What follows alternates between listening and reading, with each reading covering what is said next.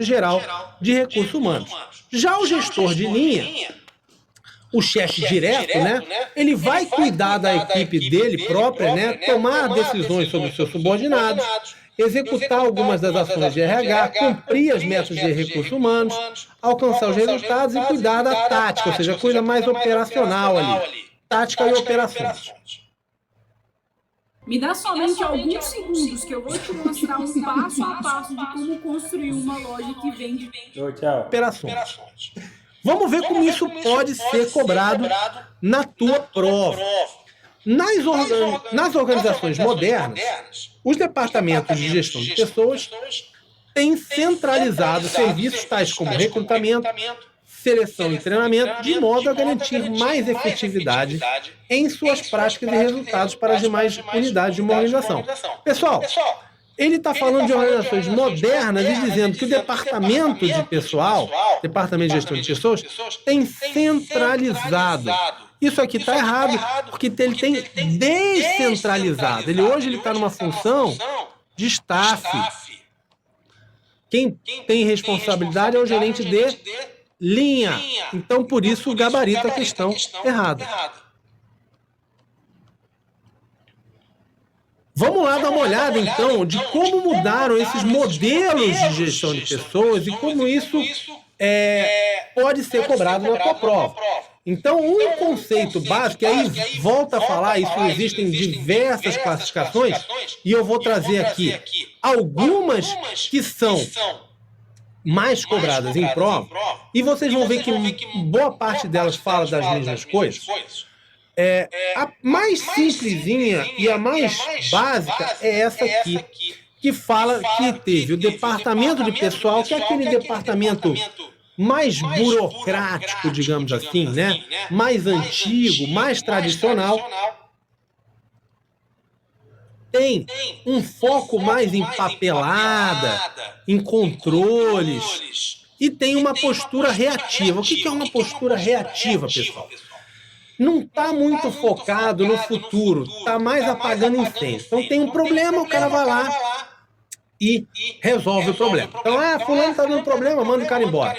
Cicrano não está conseguindo fazer o trabalho, treina o cara não sei aonde. Então não tem um planejamento, não tem uma orientação ali de acordo com a estratégia geral da organização e por aí vai.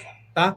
Depois você passa a ter a era da gestão de pessoas, uma preocupação maior já com a motivação, com a liderança, com o clima e com a cultura organizacional, ou seja, mais uma preocupação com aspectos psicológicos do trabalhador, tá?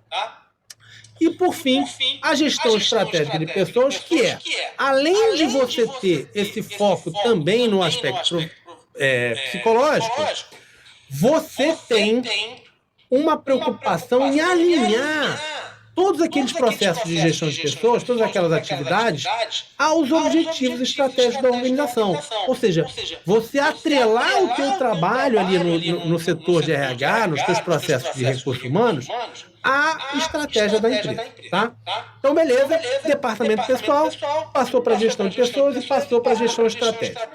Vamos ver mais um aqui, que para mim é o mais complicado de você levar para a prova, então fique atento, que é o que sai um pouco do senso comum, tá? Que é o modelo do TOWS. E ele fez uma análise aqui, principalmente na situação brasileira, e ele disse que a gente teve esses 5 modelos de gestão de pessoas, tá? Primeiro é o contábil. O contábil seria aquele tradicional, aquele focado em departamento pessoal e tal, foco nos custos, pensando o funcionário como recurso. Então, essa ideia mais tradicional, digamos assim, né? O foco mais no gasto que você está tendo do que como aquele cara pode contribuir. Depois você passa a ter o que ele chama de fase legal, que principalmente aconteceu no Brasil com o advento da CLT, né? A legislação trabalhista que o Vargas trouxe nos anos 40. Você, isso aqui a gente está falando em que? Anos 40 do século passado. Aí você passa a ter o que ele chama de fase tecnicista, que é um aumento da qualidade na relação capital-trabalho, com a industrialização. Então, você passa a ter exatamente aquela preocupação com motivação, com liderança, com aspectos mais psicológicos, para que aquele profissional ele cresça lá dentro, que ele se comprometa e por aí vai, que aumente ali o seu engajamento. Depois você teria, que ele chama de fase administrativa sindicalista, que basicamente ali anos 70, começo anos 80, que um foco ali nos aspectos humanos e demandas dos funcionários em reação a esse novo sindicalismo. E, por fim, você teria a fase estratégica. Alguém já te contou uma parada que você falou assim, é fake news. Pois é, isso que eu vou acabar. Estratégica, que aí sim é o mesmo conceito da classificação anterior, que é você atrelar essas funções de gestão de pessoas ao planejamento estratégico da organização. Tá? Então, revisando, contábil, um foco mais nos custos, legal, mais na legislação trabalhista,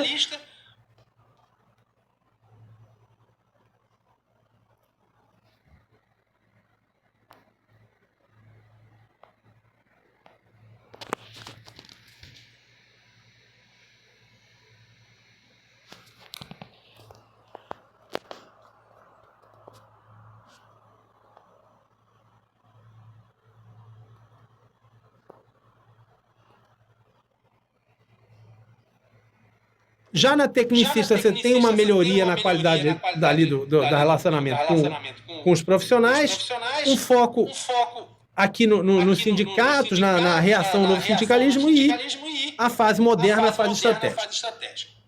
E a gente tem o modelo do Fisher. O modelo do Fisher, ele também começa com o departamento de pessoal, então gestão de pessoas articulado como departamento de pessoal, o foco então nas formalidades, trâmites burocráticos. Aí você passa gestão de pessoas como gestão do comportamento humano, então maior valorização das pessoas, entra ali aqueles estudos de psicologia, motivação, liderança e por aí vai.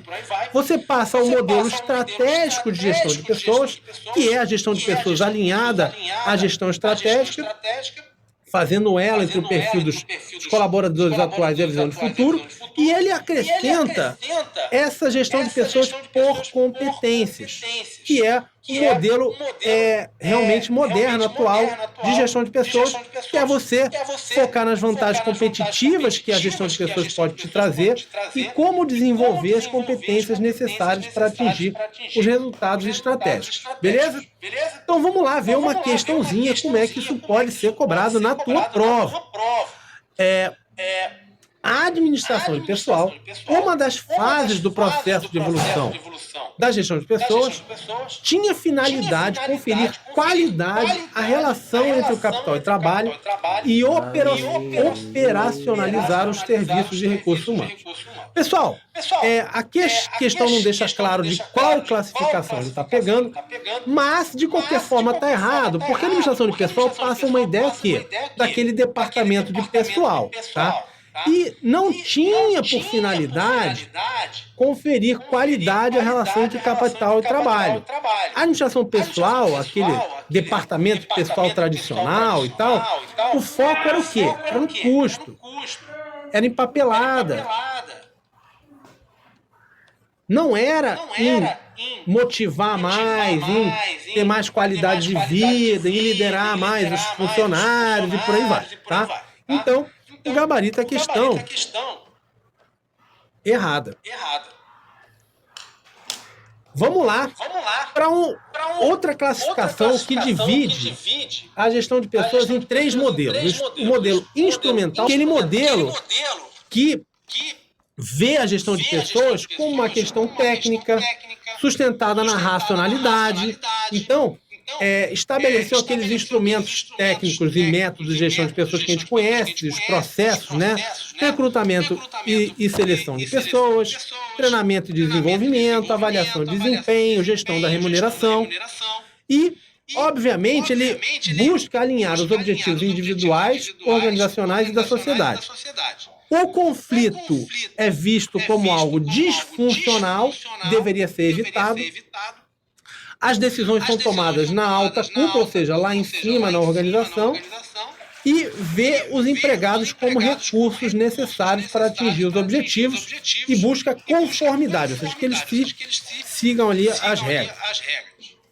Já o modelo político, ele vê já esse conflito entre os atores, ou seja, ele percebe o quê?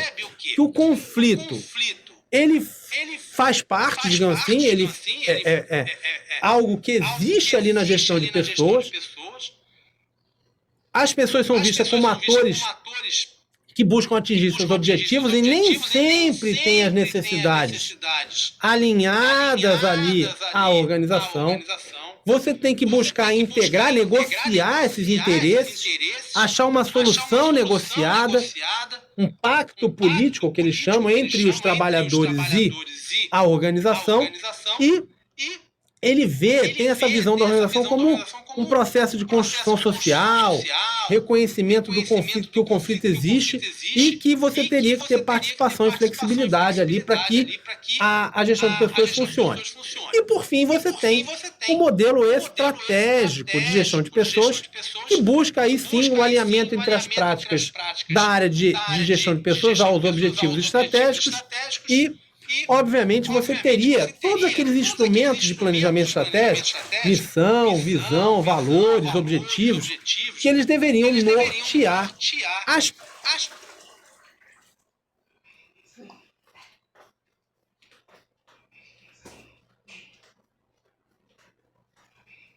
Você sabia que você pode criar uma marca de sucesso sem precisar de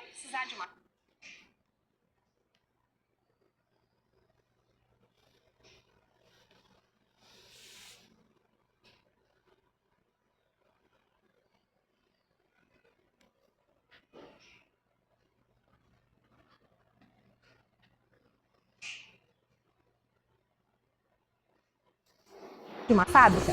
Isso mesmo. Grandes marcas como as práticas e políticas de gestão de pessoas, ou seja, a gestão de pessoas devia primeiro olhar em o que a organização quer fazer, quais são as suas metas, objetivos estratégicos, e depois aí definir como é que ela vai trabalhar, como é que ela vai fazer os seus processos, tá?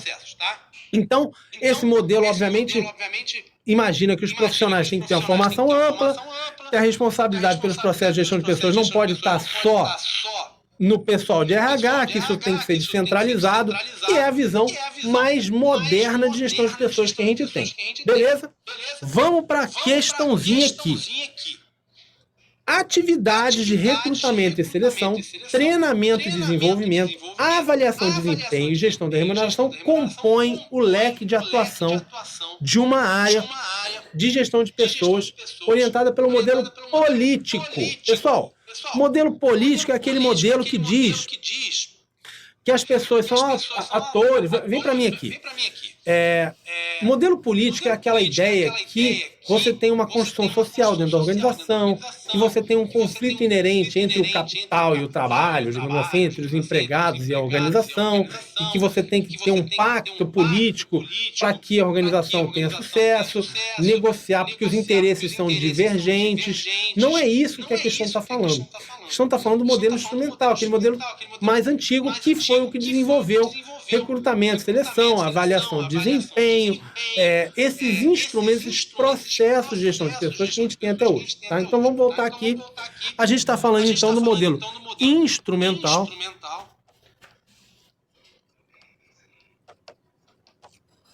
E o gabarito é questão errada. Vamos lá agora ver os principais processos de gestão de pessoas, pessoal. Então vamos lá. Isso aqui é a classificação do Chiavenato, e ele fala nos principais processos são os seguintes. Primeiro, o de agregar, né, trazer pessoas para a organização. Isso inclui o recrutamento e seleção. Recrutamento é você trazer as pessoas para o processo seletivo e você selecionar aquelas pessoas que melhor se adaptam, tem mais a ver com o perfil que você precisa, tá? Aplicar pessoas. Então, o que tem aplicar pessoas? Desenho organizacional, desenho de cargos, análise de descrição de cargos, orientação das pessoas, avaliação do desempenho, Recompensar pessoas, que o próprio nome já diz, é meio autoexplicativo. Recompensa, remuneração, benefícios. Desenvolvimento de pessoas, treinamento e desenvolvimento, gestão do conhecimento, gestão de competências, mudanças e desenvolvimento de carreiras, programa de comunicação. Aí você tem manter pessoas, que aí tem um mundo aqui dentro, né? Cultura organizacional, clima organizacional, disciplina e higiene, segurança e qualidade de vida, manutenção das relações sindicais e monitorar pessoas, que aí tem a ver com banco de dados e sistemas de informações gerenciais. Vamos agora para o modelo de planejamento de RH. O que é isso, pessoal? Para você não ter uma postura reativa, vem para cá, vem para mim. Para você não ter uma postura reativa, o que é uma postura reativa? É você ficar lá esperando, aí de repente, ih, caramba, fulano foi embora. Ih, caramba, ciclano morreu. Aí você tem que correr atrás de ver o que você vai fazer para solucionar aquele problema. Você tem que ter o quê? Planejamento. E esse planejamento, ele tem diversos critérios, diversas formas que você pode estruturar esse planejamento, que é o que a gente vai ver agora, tá? Ou seja, de como você faz um planejamento para você não ter uma postura reativa, não ter que ficar apagando incêndio toda hora que alguém sai ou toda hora que você tem uma perda de pessoal. Então vem para cá, vamos lá. Modelos de planejamento de recursos humanos, tá? O primeiro modelo é o baseado na procura estimada do produto ou serviço. Ou seja, basicamente é o seguinte, você tem ali a ideia de que o número de pessoas que trabalham na tua organização é uma variável que depende da demanda pelo teu produto ou serviço. Então você estima qual é a demanda futura, o que você acha que você vai vender ou prestar de serviço, e aí você calcula o número de profissionais que você teria que contratar, ou que você teria que ter na tua organização, tá?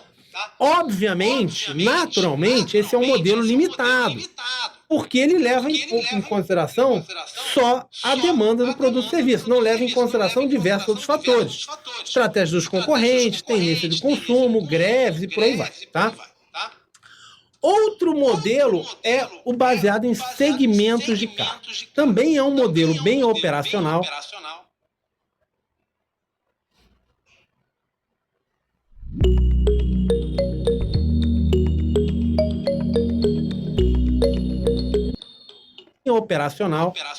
e o conceito é você escolher alguns fatores estratégicos, como, por exemplo, vendas, número de pedidos antecipados e por aí vai, estabelecer os valores históricos e futuros de pessoal para cada setor, tá? Então, de acordo com a variação desses fatores estratégicos, você ia calcular o nível de pessoal necessário para cada setor, beleza? Outro modelo seria o de substituição de postos-chave.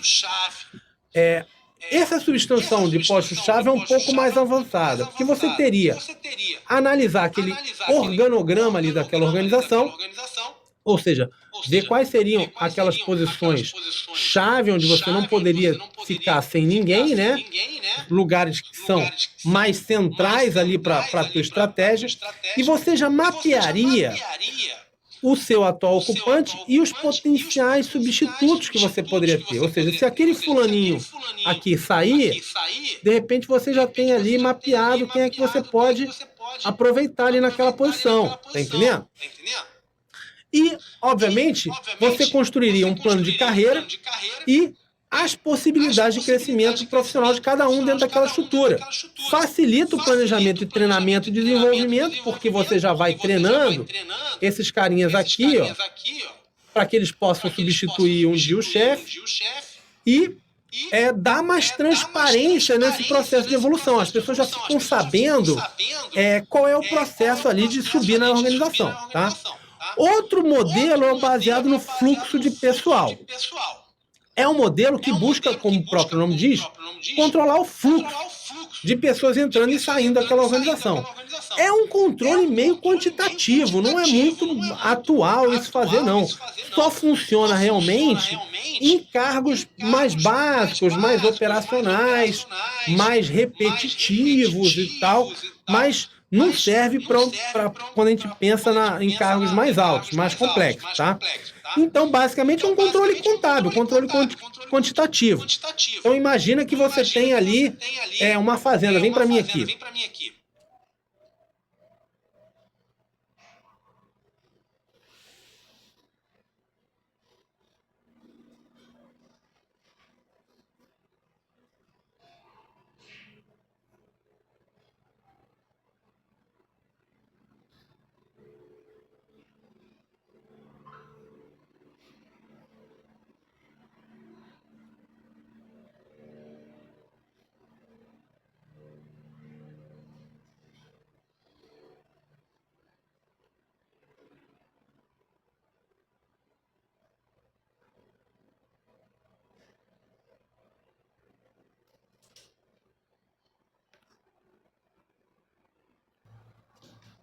300 pessoas que colhem café para você. Um controle pela fluxo pessoal é isso. Você sabe que você precisa, para colher aquele teu café naqueles meses ali de colheita, 400 pessoas ou 300 pessoas. Se você perdeu 50, você contrata 50. É o controle, é esse o planejamento que é feito com base no fluxo pessoal. Tá? Então volta para cá. Obviamente que esse modelo só funciona em organizações estáveis e conservadoras, ou seja, que o trabalho é repetitivo, que é manual, que não muda muito, que está sempre sendo feito mais ou menos daquela forma. Tá? Consigo mudar de carreira em poucos meses? Com certeza. Na Uniúnica você faz uma... Tá? Vamos lá para o modelo de planejamento integrado. Tá? Esse modelo é um modelo mais abrangente, por leve em consideração diversos outros aspectos. Basicamente, você analisa 4 aspectos: volume de produção planejado pela organização, mudanças tecnológicas dentro da organização, condições de oferta e de procura no mercado e comportamento da clientela, planejamento de carreira dentro da organização. Ou seja, você tem vários outros aspectos que você leva em consideração. Não deixa de ser um modelo quantitativo, porque se baseia em número de pessoas e não nas suas habilidades, experiências, conhecimentos, competências e por aí vai, mas é um modelo de evolução aos antigos, porque tem mais perspectivas, mais dados e te dá uma maior complexidade ali, um nível de informação melhor para que você possa tomar a decisão. Beleza? Então vamos lá. Outro tema importante é o das relações indivíduo e organização. Basicamente é o seguinte: os dois lados têm seus interesses. Então você tem interesses de cada parte que são diferentes. A empresa ela quer ter lucro, quer ganhar mercado, o mercado de trabalho, quer ganhar mercado em frente aos seus concorrentes, quer ser mais conhecida dos seus concorrentes. Vira para mim aqui. Quer que seus produtos sejam vistos como produtos de qualidade. Já o profissional, o que ele quer? O profissional ele quer ganhar melhor, ele quer se desenvolver profissionalmente, ele quer aprender, ele quer outras coisas, né? Não quer dizer que uma coisa seja contra a outra. Exatamente, a gente tem que fazer com que elas funcionem em conjunto. Mas os interesses são diferentes, tá? Então vamos lá. Obviamente, ambos querem atingir seus objetivos dentro desse acordo, desse pacto, desse contrato, seja lá o que você faça, tá? E as pessoas vão entregar mais aos seus empregadores quando percebem que esses empregadores, essas empresas, estão preocupadas também com eles, com que eles vão atingir os seus objetivos, né? Então, a ideia principal é o seguinte: que a satisfação e o comprometimento são maiores quando essa organização é parceira dos seus empregados, tá? Naturalmente, a ideia é o seguinte: olha, tendo uma parceria, tendo um relacionamento ganha-ganha, você tem um desempenho superior, você tem um engajamento maior, e isso vai beneficiar os dois lados. Por quê? Porque as empresas precisam dos seus funcionários, como também as empresas, os empregados precisam das empresas para atingir os seus objetivos. Beleza? Essa ideia desse relacionamento pessoal-empregado vai cair nessa ideia de equilíbrio organizacional. De você ter a ideia de que equilíbrio é importante para que você tenha um bom desempenho. O que diz a teoria do equilíbrio organizacional? Diz o seguinte: como ocorre essa cooperação. A ideia do equilíbrio é o seguinte: as pessoas buscam justiça.